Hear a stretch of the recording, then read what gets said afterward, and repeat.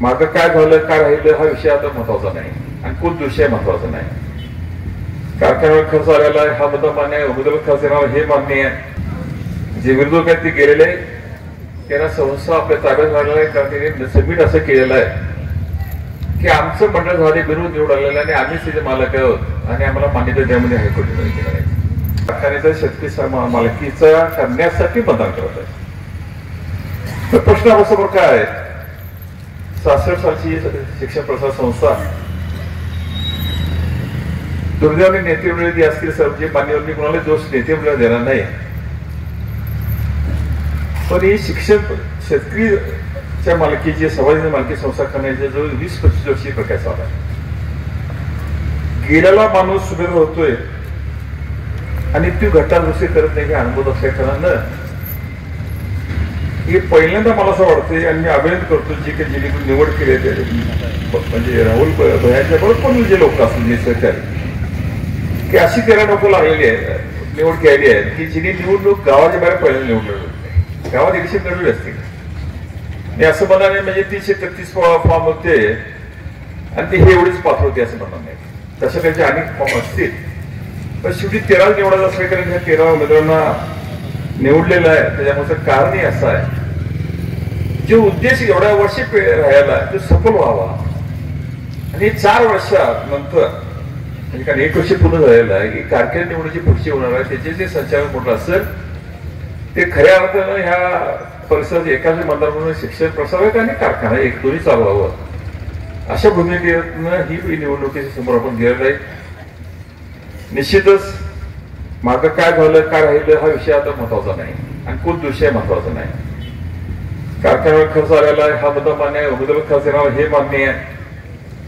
पण 318 मी शुभारंभाच्या वेळेस बोलत होतो घोटवड्यामध्ये की 28 तारखेला हायकोर्टात ऐकतात आमचे लोक गेलेले म्हणजे आमचे म्हणजे जे कोण असतील ते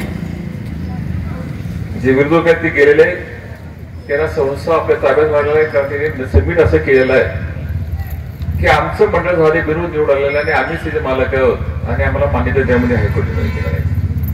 पण धर्मोदय संस्था असतील तर हायकोर्टाचं त्यांना मान्य केलं नाही ते फेटाळण्यात आलेलं आहे. नंतर 2 तारखेचे मतदान हे मोकळं झालेलं आहे. ही ताकद दबाव गेलेली आहे.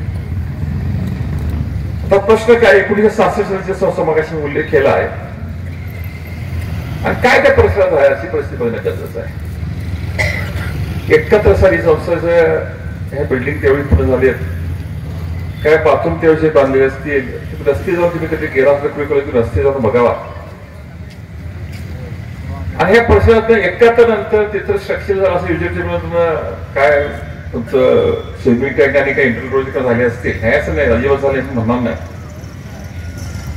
पण ज्या संस्थातली जुनी संस्था असून विकास न झालेली संस्था सगळी लोक ऐकून ते शिकली असतील प्राध्यापक नोकरी केली असतील सगळे केले असतील तर मग त्या परिसराचं आधुनिकीकरण करण्याची ना किंवा नुसतं ग्रॅज्युएट झाला काय झालं पारंपरिक शिक्षण दिल्यानंतर शिक्षण आता होते असा प्रकार नाही. त्याच्या भविष्य करण्याच्या दृष्टीने अनेक कोर्सेस तुम्हाला उभा करता येतील. सरकार कोणाचा पण असतो फार महत्वाचं नाही. पण सुदैवाने या जिल्ह्याचा पालकमंत्री आहे ते आरोग्यमंत्री आहे वैद्यकीय शिक्षण मंत्री कोल्हापूरले आहेत आणि तिसरे आमचे तांत्रिक उच्च शिक्षणाचे आमचे चंद्रकांत आहेत. विकासामध्ये आमची थोडी वाढता आपला पाहिजे.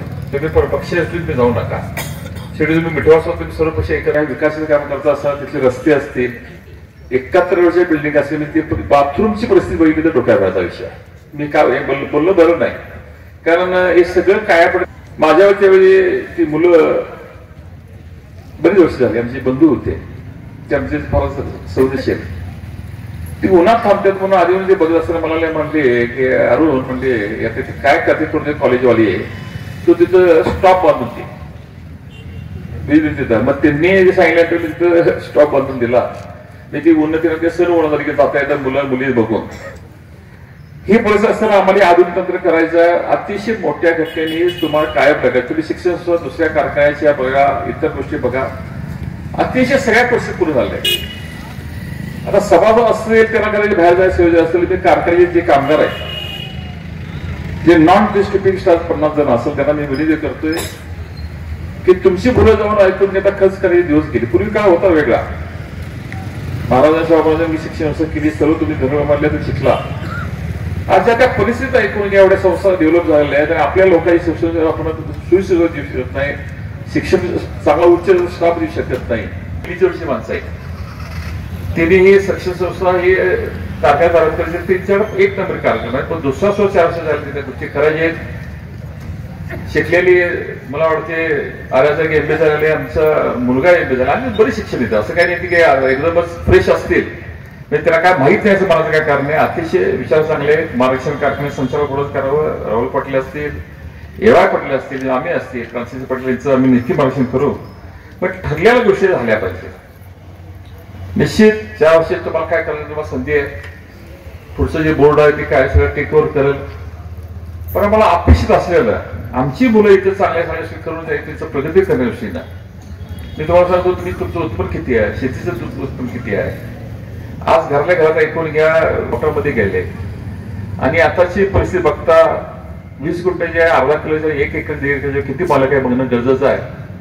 खऱ्या अर्थानं शैक्षणिक प्रगती झाली, जे बुद्धीचा विकास झाला तर पर्यामध्ये ते विकास करू शकते. ती भूमिका ही मातृभूमी म्हणून आपली कारखाना आहे आणि मातृसंस्था म्हणून मातृ शिक्षण संस्था झाली. पण दुर्दैवानं ज्या नेते मंडळींनी जुन्या काळात लोकांनी संस्था उभा केली त्याला आमच्या यश आलं सुद्धा नमूद करणं गरजेचं आहे.